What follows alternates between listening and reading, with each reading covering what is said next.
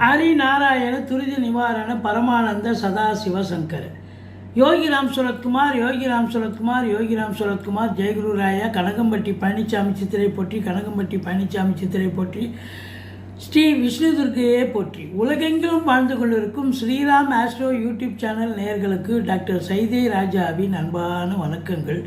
நாம் இப்பொழுது இந்த எபிசோடில் வார ராசி பலன்கள் மார்ச் 30 முதல் ஏப்ரல் 5ஆம் தேதி வரைக்கும் உள்ளடக்கிய நாட்களுக்கு கிரகங்கள் ஒவ்வொரு ராசிக்கும் எப்பேற்பட்ட பலனை வழங்கப் போகிறது என்பதை பார்க்கலாம் வாங்க. இந்த வாரம் முழுவதும் வளர்பிறை நாட்களே. இதுவரைக்கும் எங்கள் சேனலை பார்த்து கொண்டிருக்கும் அன்பர்கள் சப்ஸ்கிரைப் செய்யாதவர்கள் சப்ஸ்கிரைப் செய்து கொள்ளும்படி கேட்டுக்கொள்கிறோம். ரைட் சைடில் சப்ஸ்கிரைப் இருக்கும், பெல் பட்டன் இருக்கும், ரெண்டுத்தையும் ப்ரெஸ் பண்ணிங்கன்னா அடுத்த நொடியே எங்களுடைய வீடியோ உங்களை நோக்கி வர துவங்கிவிடும். வாங்க ராசிக்குள் செல்லலாம். மேஷ ராசி அன்பர்களுக்கு வணக்கம். மேஷ ராசி காலபுருஷனுக்கு முதல் ராசி. அஸ்வினி பரணி கார்த்திகை முதல் பாதம் உள்ளடக்கியது. இந்த வார கிரகங்கள், அதாவது முதல்ல ராசிநாதன் இங்கே இருக்கார், 3ஆம் இடத்துல இருக்கார். 3ஆம் இடம் என்பது முக்கால் சுபம், அதாவது சுபஸ்தானம் இல்லை, இருந்தாலும் அது முக்கால் சுபம்னு ஒரு கணக்கு இருக்குங்க. மற்றபடி உங்களுக்கு 9க்குடைய குரு பகவான் 2இல் அமர்ந்து சஞ்சாரம் செஞ்சு பலனை தருகிறார். குரு பார்வை வேற இருக்கு. 10ஆம் இடத்துக்கு ஆதிபத்தியம் பெற்ற சனி பகவான் இப்பொழுது பார்த்தீங்க அப்படின்னு சொன்னால் மீனத்துக்கு வந்துட்டார். 10க்குடைய சனி பகவான் மீனத்தில் இருக்கார். சுக்கிரன் இருக்கார். சுக்கிரனும் குருவும் பரிவர்த்தனை யோகத்தில் வர்றாங்க. ராகு சூரியனும் மீனத்தில் தான் இருக்காங்க. இப்போது இப்படி கிரகங்கள் பாருங்கள், கிட்டத்தட்ட ஒரு 5 கிரகங்கள் ஒன்றா இணைஞ்சிருக்கு மீனத்தில். இது நல்ல பலனை தருமா இல்லை சுமாரான பலன்களை வாரி வழங்குமா அப்படின்னு பார்க்கலாம் வாங்க. அதாவது முதல்ல இந்த ராசிநாதன் 3ஆம் இடத்தில் முயற்சி ஸ்தானத்தில் இருக்கார். நீங்கள் எடுக்கிற எந்த முயற்சியாக இருந்தாலும் ஒரு பெரிய வெற்றியை தேடித்தரக்கூடிய ஒரு அமைப்பு. அது மட்டும் இல்லை, அவர் 8ஆம் பார்வையாக 10ஆம் வீட்டை பார்க்கிறார்.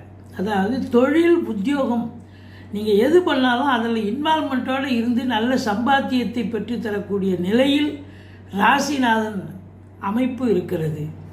மற்றபடி குரு பாருங்கள் 2ஆம் இடத்துல இருக்கார். அற்புதங்க.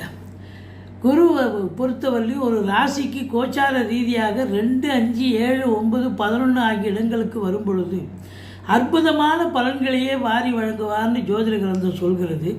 அப்போ பார்த்தீங்கன்னு சொன்னால் உங்களுக்கு இந்த காலகட்டம் 2ஆம் இடம் அப்படின்னும் பொழுது ரொம்ப அற்புதமான ஒரு அமைப்பு. நல்ல பண வரவு, பொருள் வரவு, குடும்பத்தில் அமைதி, நிம்மதி, சந்தோஷம், குதூகலம் ஏற்பட போகிறது. கொடுக்கல் வாங்கல் சிறப்பாக செய்யலாம். வீட்டிற்கு வரக்கூடிய விருந்தாளிகளாலும் நட்பு வட்டாரங்களாலும் வீடே கலகட்டக்கூடிய ஒரு அமைப்பு இருக்குது. உங்கள் சொல்லுக்கும் செயலுக்கும் மதிப்பு மரியாதை கண்டிப்பாக கிடைக்கக்கூடிய காலம் இது. ஸ்தான பலம், அதாவது குடும்ப மேன்மை, பொருளாதார மேன்மை கண்டிப்பாக அமையும் அப்படின்னு சொல்லலாம். இப்போது குரு பார்வை கோடி நன்மை அப்படின்னும் பொழுது 6ஆம் இடத்தை குரு பார்க்கிறார். எதிரிகள் ஓடி ஒளிவார்கள். கடன் சுமை படிப்படியாக குறையும்.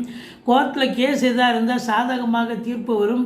சொந்த தொழில் செய்யக்கூடிய அன்பர்களுக்கு நம்பிக்கைக்கு பாத்திரமான பணியாளர்கள் கிடைப்பார்கள். இப்போ 6ஆம் இடம் எதிரிகளே கிடையாது. எதிரிகள் இருந்தால் நீங்கள் அவங்க உங்களுக்கு ஆதரவாக செயல்படுவாங்க. அடுத்தது 8ஆம் வீட்டை குரு பார்க்கிறார். 8ஆம் இடம் என்பது அசிங்கம், அவமானத்தை தரக்கூடிய இடம். அந்த இடத்த குரு பார்க்குறாருன்னு சொன்னால் ஒரு கொடுக்கல் வாங்கல், அது ஒரு இடத்துல கடன் வாங்கியிருக்கீங்க, திருப்பி ரீபே பண்ணணும், இல்லை இஎம்ஐ கட்டணும், கரெக்டாக செலுத்தணும், இதெல்லாம் ப்ராம்ப்டாக பண்ணிடுவீங்க, எந்த குறையும் இருக்காது. இந்த குரு பகவான் உங்களுக்கு நல்ல அழகாக ரீபே பண்ணக்கூடிய ஒரு நிலை. எந்த அசிங்கமும் அவமானமும் ஏற்படாது. வீட்டில் இருக்கக்கூடிய வயதான பெரியவர்கள் அவங்க தேக ஆரோக்கியம் சிறப்பாக அமையும். வரா கடன்கள் வசூலாகும். இன்சூரன்ஸ் பணம் கிளைம் ஆகி கைக்கு வரக்கூடிய காலகட்டம். வாரிசே இல்லாத குடும்பங்களுக்கு உங்களை வாரிசாக நியமித்து அவங்களுடைய சொத்து பத்து நகை நட்டு லிக்விட் கேஷ் உங்கள் பெயருக்கு மாற்றி எழுதக்கூடிய விபரீத ராஜயோகம் கண்டிப்பாக வரும். அடுத்தது மாபெரும் இது விஷயம் அப்படின்னாக்கா குரு 10ஆம் இடத்தை பார்ப்பது ரொம்ப சிறப்பு. என்னங்க, சனி 29ஆம் தேதி தான் எங்களுக்கு மீன மீனத்துக்கு வந்து உக்காந்துட்டாரு, அதனால் எங்கள் மேஷ ராசிக்கெல்லாம் 7.5 சனி ஸ்டார்ட் ஆகிடுச்சின்னு வருத்தப்படுவீங்க. சரிதான். 19 வயசுக்குள்ளே இருக்கிறவங்களுக்கு முதல் ரவுண்டு, 19 வயசுக்கு மேலே இருக்கிறவங்களுக்கு இது 2வது சுற்று. முதல் ரவுண்டு படிக்கிற பிள்ளைகளுக்கு கொஞ்சம் கஷ்டம், மார்க்கு ஸ்கோர் பண்ண முடியாது, எதிர்பார்த்த ஒரு கல்வியில் சேர முடியாது, ஒரு ஸ்கோர்ஸில் சேர முடியாது, அப்படி ஒரு நிலை இருக்கும். சேர்ந்தாலும் சரியாக படிக்க முடியாத ஒரு சூழ்நிலை இருக்கும். ஆனால் 19 வயசுக்கு மேலே இருக்கிறவங்களுக்கு அவங்க தொழில் பண்ணணுன்னா தொழில் துவங்குவாங்க, இல்லை உத்தியோகம் பார்க்கணுன்னா உத்தியோகம் கிடச்சி, இதுதான் வாழ்க்கை, இதுதான் பாதை, இதுதான் பயணம்னு இந்த சனி பகவான் நல்லதை செஞ்சுட்டு போவார். அதனால் உங்களை பொறுத்தவரையிலும் இப்போதைக்கு விரயச்சனி, 12இல் சனி பகவான் இருக்கிறார், விரயத்தை தரக்கூடிய நிலையில் இருக்கிறார். அப்போ காசு பணம் இருந்தால் ஒரு நகை நட்டு வாங்கி போவீங்க, இல்லை அசையா சொத்துக்கள் வாங்கி போடுங்க, இன்வெஸ்ட் பண்ணுங்கள். அப்போது அது வந்து உங்களுக்கு அசுப செலவுக்கு வாய்ப்பு இருக்காது. நீங்களே சுப செலவு ஏற்றுக்கிட்டீங்கன்னு வைங்க, அசுப செலவுக்கு வர வாய்ப்புகள் இருக்காது. மற்றபடி சங்கடம் தீர்க்கும் சனி பகவானே மங்களம் பொங்க மனமை திரள்வ சச்சரவின்றி சனீஸ்வர தேவே இச்சகம் வாழ்க இன்னருள் தாத்தா. இந்த சுலோகத்தை சொல்லுங்கள். சனிக்கிழமை தோறும் எள்ளெண்ணெய் தீபம் விட்டு வாருங்கள். சனி பகவானால் ஏற்படக்கூடிய தீய பலன்கள் தலைக்கு வர்றது தலைப்பாயோடு போகும். முதல்ல இந்த சனி பகவான் வந்து குரு வீட்டில் இருக்கிறார். குரு வீட்டில் இருக்கிறது நிச்சயமாக அசுப செலவை காட்டிலும் சுப செலவுகள் தான் அதிகமாக அமையக்கூடிய நிலை இருக்கிறது. இருந்த போதிலும் இந்த சூரியன் சனி அங்கே இணைஞ்சிருக்கிறாங்க. சூரியன் சனி இணைவு இருந்தால் ஒரு தொழில் துறை இருக்குது, ஒரு கம்பெனி இருக்குது, ஒரு சின்ன லேத் ஃபேக்ட்ரியாக இருந்தாலும் பெரிய கம்பெனியாக இருந்தாலும் 5 பேர்லேருந்து 500 பேருக்கு வேலை செய்வீங்க. அப்போது தொழிலாளிக்கும் முதலாளிக்கும் ஒரு கருத்து வேறுபாடு வரக்கூடிய அமைப்பு இருக்கும். இருந்தாலும் பேச்சுவார்த்தை சுமூகமாக தீர்க்கப்பட்டு பிறகு நல்லா வேலை பார்ப்பீங்க. தொழிலாளர்களுக்கு சந்தோஷமான ஒரு சூழல். அடுத்தது அதாவது அந்த முதலாளிக்கும் நல்ல லாபம் கிடைக்கக்கூடிய நிலை. ஏன் அப்படின்னு சொன்னால் குரு பரிவர்த்தனை யோகத்தில் அங்கே வராரு.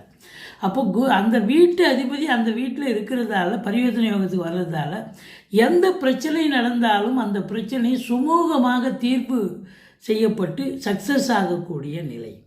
கலைத்துறையில் பணியாற்றக்கூடிய அன்பர்களுக்கு பொக்கிஷமான காலம். 2க்கும் 7க்கும் ஆதிபத்தியம் பெற்றவன் உச்ச நிலையில் இருக்கிறார், வக்ரமாக இருக்கார். இருந்தாலும் பரிவர்த்தனை யோகத்தில் உங்களுக்கு அது வக்ர நிவர்த்தி ஆகிடுறார். அப்புறம் வந்து இங்கே ஆட்சி வருகிறார் ரிஷபத்தில். அதனால் உங்களை பொறுத்தவரையிலையும் பார்த்தீங்கன்னா கலைத்துறையில் பணியாற்றக்கூடிய அன்பர்களுக்கு ஒரு அருமையான காலம். வேலை வாய்ப்பு இல்லை, சும்மா இருக்கும் அப்படின்னு நீங்கள் சொல்கிறதுக்கு வாய்ப்பே இல்லை. ஏற்கனவே ஒரு படம் பண்ணுறீங்க, ஒரு சீரியல் பண்ணுறீங்கன்னு சொன்னால் இன்னொரு படமோ இன்னொரு சீரியலோ வந்து உங்களை வேலைக்கு கூப்பிடுவாங்க. நீங்கள் போய் அக்ரிமெண்ட் சைன் பண்ணி சம்பாத்தியம் பண்ணக்கூடிய ஒரு அற்புதமான காலகட்டம்.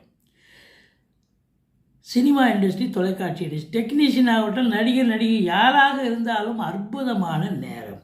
ஏன்னா உங்களுக்கு சுக்கிரன் ஆட்சி உச்ச நிலையில் இருக்கிறார். இன்னும் 12 மாதமாக அவர் ஆட்சி உச்சமாக இருக்க போகிறார் இல்லையே. அதனால் உங்களை பொறுத்தவரையிலையும் இந்த காலகட்டம் அற்புதமான நேரம். வாழ்க்கை துணை அல்லது மனைவியால் யோக பாக்கியங்கள். ஒன்று அவங்க வேலை பார்க்குறவங்க இருந்தால் வேலை பார்க்குற இடத்துல ப்ரொமோஷன் இன்க்ரிமெண்ட் கிடைக்கும், இல்லை அவங்க பிறந்த வீட்டிலேருந்து லிக்விட் கேஷோ ஜுவல்ஸோ கொண்டு வரக்கூடிய நிலை. இப்படி கௌரவம், புகழ், அந்தஸ்து சமூகத்தில் உயரக்கூடிய ஒரு நிலை. வங்கிகளில் பணிபுரிபவர்கள், அரசு கருவூலம், இன்சூரன்ஸு, ஃபைனான்ஸு போன்ற பிரிவில் பணியாற்றுபவர்கள், இன்டீரியர் டெக்கரேஷன், அழகு ஒப்பனை நிலையங்கள், ஆர்டிஸ்ட்டு, பெயிண்டரு, இவங்களுக்கெல்லாம் ரொம்ப அற்புதமான காலம். இப்போ வெயில் காலம் இல்லையா, குடும்பத்தில் சுப நிகழ்ச்சிகள் நடத்தக்கூடிய அமைப்புன்னு சொன்னோம். அப்போது வீட்டுக்கு பெயிண்ட் பண்ணுறது இது போல் ஒரு வேலையை எடுத்துக்கிட்டு போவீங்க. கண்டிப்பாக சக்ஸஸாக செய்வீங்க அப்படின்னு சொல்லலாம். மொத்தத்தில் பார்க்கும் பொழுது இந்த 5ஆம் இடத்து அதிபதி சூரியன் வந்து உங்களுக்கு 12ல் இருக்கார். சூரியன் சனி இணைவு இருந்தாலே அரசாங்கத்தில் வேலை பார்க்குறவங்க நல்ல வேலை வாய்ப்புகள் சிறப்பாக இருக்கும், வேலை பளு இருக்கும். பட் இருந்தாலும் உங்களுக்கு பார்த்தீங்கன்னு சொன்னால் கொஞ்சம் எச்சரிக்கையாக இருக்கணும். மேலதிகாரிகள் பொறுப்பு இருக்குது பார்த்தீங்களா, சில பேருக்கு பொறுப்புகள் இருக்கும் அதிகாரிகளுக்கு. அவங்கெல்லாம் ரொம்ப எச்சரிக்கையாக வேலை பார்க்கணும். ஒன்று யாராவது போட்டு கொடுத்து உங்களுக்கு ஆகாதம் போட்டு கொடுத்து பிரச்சனைகள் வரலாம். அதனால் உயர் அதிகாரிகள், ஹையர் அஃபீஷியல்ஸ் கவர்மெண்ட்டில் வேலை பார்க்குறவங்க ரொம்ப ரொம்ப விழிப்புணர்ச்சியோடு வேலை பார்க்கணும். சூரியன் சனி இணைவு இருப்பதால். அதே சூரியன் சனி இணைவு இருப்பது சொந்த தொழில் பண்ணுறவங்களுக்கு நல்ல லாபத்தை ஈட்டி தரும். தந்தைக்கும் உங்களுக்கும் கருத்து வேறுபாடு வரும். கொஞ்சம் விட்டு கொடுத்து போங்க, அரவணைச்சு போங்க. மற்றபடி உங்களுக்கு இந்த வாரம் பார்த்தீங்கன்னு சொன்னால் சந்திராஷ்டமம் கிடையாது. இருந்த போதிலும் முருகப்பெருமானை வழிபாடு செய்யுங்கள். இந்த மேஷராசியில் பிறந்த அன்பர்களுக்கு இந்த வாரம் நிச்சயமாக 7.5 சனி வந்தாலும் 12இல் சனி பகவான் இருந்தாலும் சனி பகவானை பிரீத்தி பண்ணிக்கிங்க, வழிபாடு பண்ணிக்கிங்க. நீங்கள் காசு பணம் இருந்தால் ஏதாவது நகை நட்டு வாங்கி போடுங்க, இல்லைன்னா அசையா சொத்துக்களில் இன்வெஸ்ட் பண்ணுங்கள். மற்றபடி அது அசுப செலவுக்கு வழி வகுக்காது. மற்றபடி குறை ஒன்றும் இல்லை. மறைமூர்த்தி கண்ணா. நன்றி. எங்களுடைய வீடியோ பிடிச்சிருந்தால் லைக் பண்ணுங்கள், ஷேர் பண்ணுங்கள், சப்ஸ்கிரைப் பண்ணுங்கள். மறக்காமல் சப்ஸ்கிரைப் பண்ணுங்கள். நன்றி. வாழ்க வளமுடன்.